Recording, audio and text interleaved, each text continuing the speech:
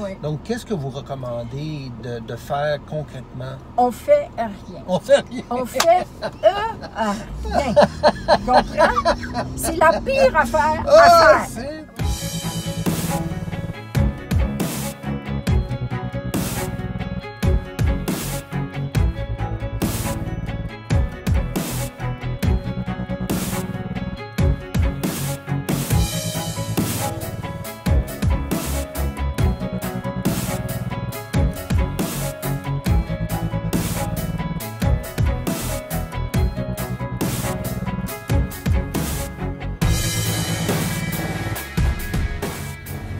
Salut tout le monde, ici Marc-André Morel et bienvenue à un autre épisode de CoachTaxi.tv. Écoutez, aujourd'hui, j'ai quelqu'un qui va vraiment, j'espère, vous faire plaisir autant que ça me fait plaisir de vous avoir. C'est ma coach! C'est Coach Catherine. Bonjour Catherine. Bonjour Marc-André. Alors, bienvenue à l'émission. Écoutez, c'est pas la première fois, en fait, justement, c'est la deuxième fois. Vous êtes venu il y a 3 ans. Moi, ça fait 5 ans que je vous connais. Et puis, pour ceux qui savent pas l'histoire, mais je veux dire, grâce à Catherine, à ses enseignements, à ses sagesses, à ses outils aussi, des exercices qui sont pas toujours faciles à faire personnellement et tout ça, que j'ai fait suite à vos recommandations.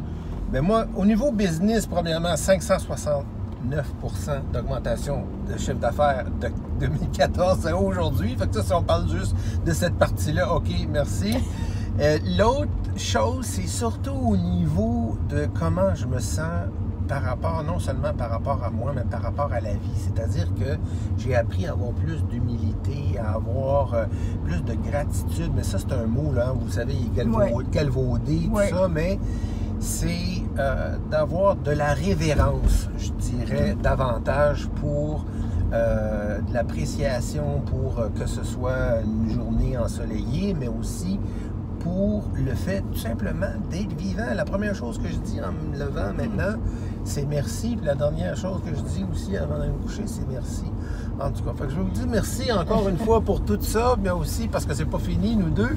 Mais aujourd'hui, j'aimerais ça peut-être commencer la discussion en vous posant la question, quand les gens viennent vous voir là, depuis tant d'années, là, c'est pourquoi en fait surtout qu'ils viennent vous voir?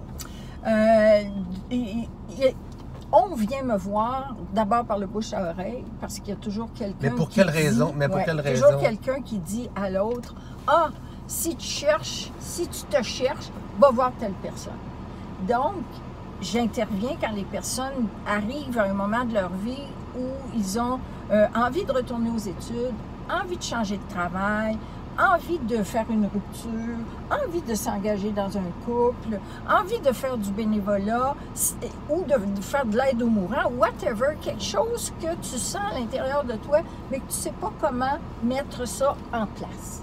OK. Donc, habituellement, j'appelle ça un tournant. Parce que c'est ça, c'est facile de dire ah ben là, je suis dû pour un changement de carrière, je suis dû pour, tu sais, bon, qu'il se passe quelque chose dans ma vie, c'est ça. Mais là, entre ça, puis le courage de le faire, c'est une chose, mais en plus, c'est de savoir par où on commence, par où on prend le taureau, là, tu sais. Oui, puis en fait, la première affaire, c'est pas non seulement par où on prend le taureau, c'est faut prendre le taureau. Parce que les personnes arrivent en disant oui, qu'est-ce que je peux faire? Mais souvent, elles sont en attente qu'il arrive quelque chose dans leur vie pour penser aux autres. Qui va les faire chavirer, oui, c'est ça. Et ça, c'est la pire erreur qu'on fait. Oui, hein? Pourquoi? Oui. Pourquoi? Parce qu'on attend et attendre appelle la déception de toute façon. Et attendre fait que je suis sur un statu quo dans ma vie et je ne vois pas passer les événements que je pourrais créer. Hein, parce que quand on veut un changement, on doit mettre une machine en marche. Aide-toi et le ciel t'aidera. C'est un peu comme vous m'avez enseigné, c'est de se responsabiliser. Oui. C'est peut-être pas ta responsabilité comme telle qui te tombe dessus, comme payer des comptes, mais tu dois te responsabiliser pour justement dire, ben, regarde, c'est moi qui prends les choses en main. Oui, puis je fais en sorte que ça avance. Mais la responsabilisation, donc, c'est par rapport à tes responsabilités, c'est horizontal, là, c'est le faire, hein, qu'est-ce que je ferais bien. Mais la responsabilisation, c'est de quoi ai-je le goût? Qu'est-ce que j'ai toujours fait de façon spontanée depuis que je suis jeune? Et quelles sont mes passions? Qu'est-ce qui m'est facile dans la vie? Donc, c'est ce que je leur apprends le plus, c'est à se poser des questions. OK, oui, c'est ça, T'sais, exactement. on se pose des questions pour s'investiguer dans sa capacité d'être. Vous avez glissé 2 termes, horizontal et vertical. Ça, c'est des choses qu'on lit dans les écrits un peu plus spirituels, etc. Donc, même Christine Michaud, dans son dernier roman, elle en fait allusion, elle l'évoque. Qu'est-ce que c'est, la verticale, l'horizontale? Très simple, là, très, très simple. Je vais le résumer en 2 verbes. Vertical, c'est être. Horizontal, c'est faire. OK. Donc, quand je suis en train de me questionner, je fréquente la verticale. La verticale. Oui. OK. Donc, qui suis-je? Et les questions que je te disais tout à l'heure, qu'est-ce que j'aime le plus? Qu'est-ce qui m'est facile pour moi? Qu'est-ce que j'ai toujours pensé faire ou dans quoi j'ai toujours pensé me projeter? OK. Bon, on se pose des questions sur l'être. Et une fois qu'on a mis la machine être en marche, là, après ça, on fait... ben, tu sais, je vais prendre ton exemple. Okay? Quand tu as décidé, toi, quand dedans de toi, le conférencier était la vibration la plus forte, tu te responsabilises par rapport à ça. Donc, tu deviens conférencier. Et après ça, tu mets l'horizontale à l'œuvre. Qu'est-ce que je dois faire pour incarner ce que je suis? C'est plus, comme on dit, c'est plus terre à terre, l'horizontale. Oui. Puis la verticale, c'est plutôt au niveau du sens ou C'est ça. de ce que l'on est vraiment, Oui. ou de faire un match entre notre personnalité et la mission qu'on nous a donnée, notre incarnation, Oui. en fait, et tout. Oui. Donc, Et même, je te dirais que, excuse-moi de te couper la parole, là, mais la plupart du temps, quand la personne fait face à ce questionnement de responsabilisation, elle se rend compte qu'elle est à la bonne place. Mais ce qui fait que la personne s'interroge, c'est qu'elle n'a jamais pris en main l'être, mais elle a toujours fait au mieux, selon les conseils des uns et des autres. Mais la plupart du temps, les conseils des uns et des autres sont pas mauvais parce que les gens perçoivent la personne. Moi, je suis communicateur. Tout le monde le sait. Il fait, ben toi, tu devrais parler et faire des conférences. Regarde, tu parles.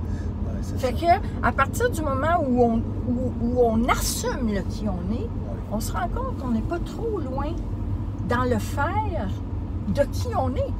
Après ça, pour être heureux, donc toi, quand tu disais la gratitude, moi, j'appelle ça le taux d'heurosité. De quoi?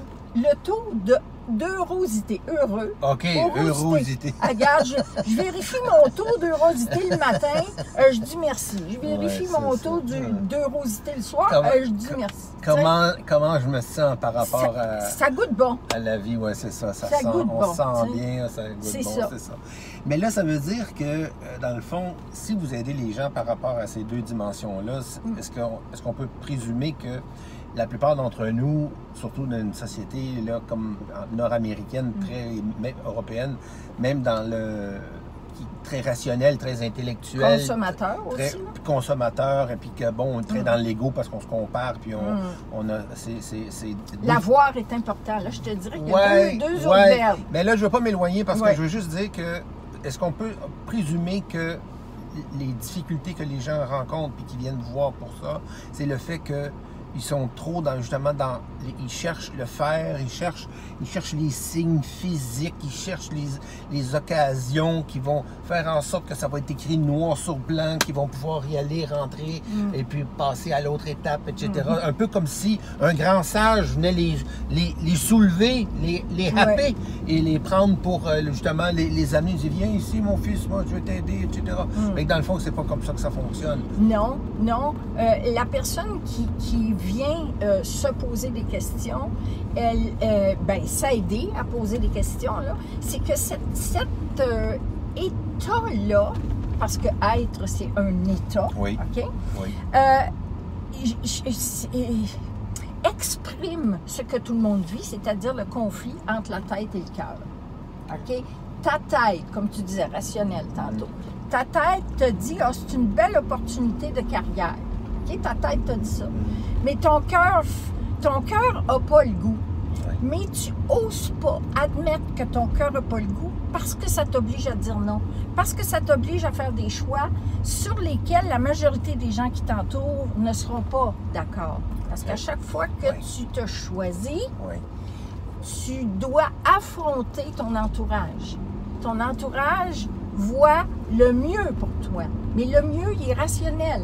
Mais le mieux est selon leur perception aussi. Complètement. C'est ça, fait que ça peut être biaisé à 100%. Il est social, il est rationnel, il est financier, il est carriériste. Par rapport même, comme moi, on veut tout le temps me voir en couple alors que, tu sais, je suis très bien célibataire. Tu comprends ce que je veux dire? Fait que c'est un petit peu... Exact. Fait que tu sais, c'est que toi, ça te met en conflit avec toi-même, tu sais.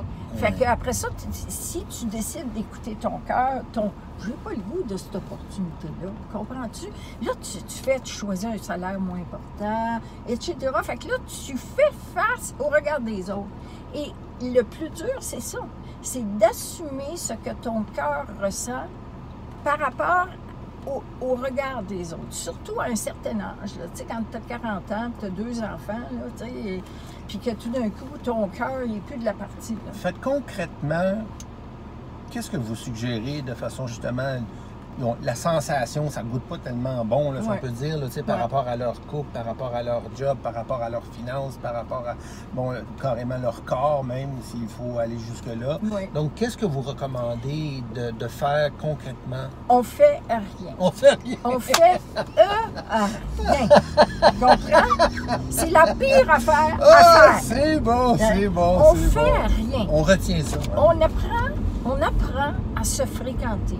On apprend à se poser des questions. On apprend à ressentir le j'ai le goût et le j'ai pas le goût. On apprend à vivre, je vais dire, autrement. On va vivre dans le cœur et dans les 5 sens. Parce que ça, on oubliait ça, là, vivre dans le cœur et dans les 5 sens. Tu sais, parce que on se met toujours de côté pour des opportunités, des occasions de. Bon. Donc, on ne fait rien d'extérieur, mais on fait beaucoup de choses intérieures. Hein?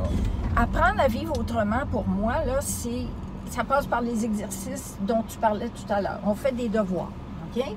Et les devoirs, c'est juste pour pratiquer. Parce que si tu veux apprendre à jouer du piano, il faut que tu pratiques. Si tu veux apprendre à nager, il faut que tu pratiques. Si tu veux apprendre à vivre, il faut que tu pratiques. Fait comment on fait pour pratiquer de se fréquenter soi-même? C'est des belles phrases, mais ça veut dire quoi, ça, dans la réalité? Moi, je dirais, par exemple, une première chose, là, c'est de vivre avec les 5 sens pendant un mois. Mettons, tu te dis, je vis avec les 5 sens. Fait que là, tu as un exercice qui te rappelle à chaque fois de faire, OK, t'es-tu en train d'être dans ta tête ou t'es où, là? Un peu comme l'exercice. T'es où, là? Vous m'aviez donné un exercice fantastique que j'ai donné à plein de monde, si vous le permettez. C'était de me faire une petite alarme toute douce sur mon téléphone cellulaire, puis 5 fois par jour, aux 3 heures à peu près. Et puis là, c'était tout simplement pour me réveiller, si on peut dire, puis me poser la question, je suis où, là? Je suis-tu en train d'avoir du ressentiment contre quelqu'un qui m'a coupé ce matin dans la rue, ou ben non, je suis en pleine zone, dirons, de flow avec mon travail, ce que je suis, etc., etc. Donc, est-ce que c'est ça que vous voulez dire? C'est ça que je veux dire, mais la question « où suis-je » elle se pose 5 fois par jour, là, avec l'alarme, comme tu dis, exactement. Mais la sous-question à où suis-je ne sera pas la même pour tout le monde. Ça dépend qu'est-ce que tu as à fréquenter en premier dans ta vie. Si en premier dans ta vie, tu es totalement insécure et que tu vas tout faire tes choix en fonction de l'argent, bien là, on va pratiquer à aller dans un autre champ de réflexion et de ressenti. Comme par exemple? Bien, comme par exemple, OK, je suis en train de marcher sur la plage et les pensées que j'ai, c'est je vais-tu avoir de la job à l'automne, je vais-tu avoir assez de revenus, mais je suis en vacances sur la plage. OK? Donc là, quand je me dis où suis-je, je suis en train de me ramener à l'ordre et de me dire profite ici maintenant de l'instant. C'est difficile, ça. Je peux vous le dire. Moi, ça fait 25 ans que je suis travailleur autonome. Puis je peux vous dire qu'au début, là, surtout au début, même des fois, parfois, là, ça nous prend... Est-ce que c'est une question de personnalité, ça, ou c'est pas mal tout le monde qui va être un peu insécure? Non, c'est une question et de personnalité et d'expérience de vie. Écoute, si tu as manqué toute ta vie, comment tu peux vivre si tu es constamment sur vie? Ben, comment on fait pour changer ça? Ça doit se faire, ça? C'est complètement, ça se fait, mais ça se fait à pratiquer des petits, tu sais, je veux dire, mettons, là, je vais prendre un exemple concret. Tu joues au hockey, OK? Tu as tout l'équipement, là. Sauf que toi, tu as appris à jouer avec des droitiers, mais tu es gaucher. Fait que tu vas bien jouer, mais tu serais tellement plus performant si tu avais un coach qui te montrait comment utiliser ta gauche, ta force. Tu comprends? Donc, des fois, c'est si simple. Oui, c'est ça. Pour ça, je te dis, tout le monde a son équipement. Mais l'équipement il n'est peut-être pas du mauvais bord, hein, c'est ça. Non, pas du mauvais bord. Puis je vais te donner un autre exemple. Le bon bord, le mauvais bord. Un exercice que je donne. Une personne qui se sent insécure, I-N-sécure, OK? Elle va se sentir impuissante, OK? Elle va se sentir inadéquate. OK? Donc, les « négatifs, moi j'appelle ça de même. Fait qu'à chaque fois que tu te sens insécure ou impuissante ou inadéquate, va dans le dictionnaire chercher les positifs. Intelligente, inspirée, intuitive, ingénieuse, puis regarde que tu es tout ça en même temps. Donc, nourris le positif plutôt que nourrir le négatif, tu sais. Mais quand tu fais l'exercice 5 fois par jour de transposer ton négatif en positif, tu finis par intégrer que tu es ingénieux. Tu comprends ce que je veux dire? Fait que c'est des petits exercices comme ça, mais qui sont adaptés à la réalité et la personnalité de la personne. Puis des fois, c'est pas sur le coup, quand vous nous enseignez quelque chose là, en coaching, tout ça, puis même après l'exercice, c'est pas tout le temps sur le coup que ça revient. Je vais te donner un exemple. Moi, vous m'aviez fait faire un exercice des 50 qualités. Oui. 5 qualités par jour pendant 10 jours. Oh! Au début, il y en a, ça a l'air que c'est bien facile, mais moi j'ai écrit pourquoi j'avais choisi cette qualité-là. Fait que là, ça m'a fait comme des 3-4 lignes dans mon journal pour chacune des qualités pendant les 50.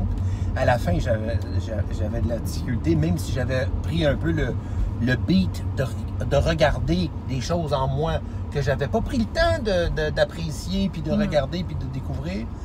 Alors voilà. Ça, c'était il y a comme 3-4 ans, m'avait fait faire ça. Et là, même récemment cet été, je me suis rappelé, je me suis dit, attends une minute, là, moi, je suis quoi, là? Parce que là, j'avais été malade pendant l'hiver, puis là, j'avais pas donné de conférence, j'ai tout annulé et tout ça. Et là, quand on fait pas ce qu'on est supposé de faire dans notre vie, ben là, moi, je m'y suis tellement identifié à ça, que là, je me disais, mais là, je vais être bon à quoi? On est dans le 1 négatif. Là, j'ai frôlé le 1 négatif, mais j'étais quand même capable de me ramener grâce à cet exercice-là qui s'est comme ramené comme une incantation en moi depuis tous ces mois-là. Et puis là, j'ai été capable de me ressaisir puis de me dire, attends une minute, là, je vaux encore quelque chose, je suis encore capable de faire ça, je suis encore pas capable d'être ça. C'est pas juste de faire. Hein? En fait, c'est la dimension que j'allais amener, OK? C'est que l'exercice des 50 qualités, il a comme but de te faire te rendre compte que quelle que soit la chose qui t'arrive, tu es qui tu es. Avec ces 50 qualités. Tu te fais arrêter par la police parce que tu as fait un excès de vitesse. Ça t'arrête pas d'être intelligent, t'arrête pas d'être consciencieux, t'arrête pas d'être gentil, t'arrête pas, c'est ça. Tu as juste fait une erreur. Puis c'est même pas une erreur. Tu as fait l'expérience de faire un excès de vitesse. Puis bon, mais ça ne te diminue pas. Et la plupart du temps, quand on vit des expériences qui nous touchent à l'ego, on est diminué tout de suite dans le qui on est. Et les 50 qualités nous ramènent... Surtout si on fait une bévue au travail ou devant un client, des choses comme ça. C'est sûr qu'un excès de vitesse, c'est un exemple, mais c'est sûr qu'il y a des exemples aussi plus douloureux. On a peut-être sauté les plombs devant nos enfants ou notre époux, épouse, tout ça. En tout cas, on commence à manquer de temps, mais je veux juste dire aux gens que vous avez écrit 2 livres, dont celui-là qui est mon préféré, Ouvrir sa conscience. Je pense que ça résume beaucoup ce que vous faites, ce que vous êtes aussi. Moi, ça m'a amené à avoir un éclat de conscience et un autre, parce que des choses qu'on n'a pas eu le temps de dire, mais moi, ça a donné naturellement. J'ai arrêté de boire des cola diète, donc l'aspartame fini, j'étais plus capable. J'ai lâché les chips, j'ai lâché le sucre, le chocolat que je mangeais tous les soirs et tout ça. Et là, tout d'un coup, il y a plein de choses, de comportements qui ont commencé à s'aligner davantage avec vraiment la personne que j'ai envie d'être depuis longtemps. Et puis ça, ben, je vous dois énormément. Alors, je vais vous dire un gros merci. C'est pas pour rien que vous étiez la seule qui avait une émission de croissance personnelle au Québec pendant des années qui s'appelait l'ère du Verseau. Et vous avez été à tous les réseaux de télé comme chroniqueur et tout ça. Donc, ben oui, l'analyse des rêves au démon du midi, tout le monde se rappelle de ça. L'analyse des rêves au démon du midi, tout le monde qui ont 60 ans et plus s'en souviennent. C'est pour ça que je le dis. Je trouve que ça finit avec une belle... Oui, mais en tout cas, Coach Catherine, vous venez quand vous voulez, retourner dans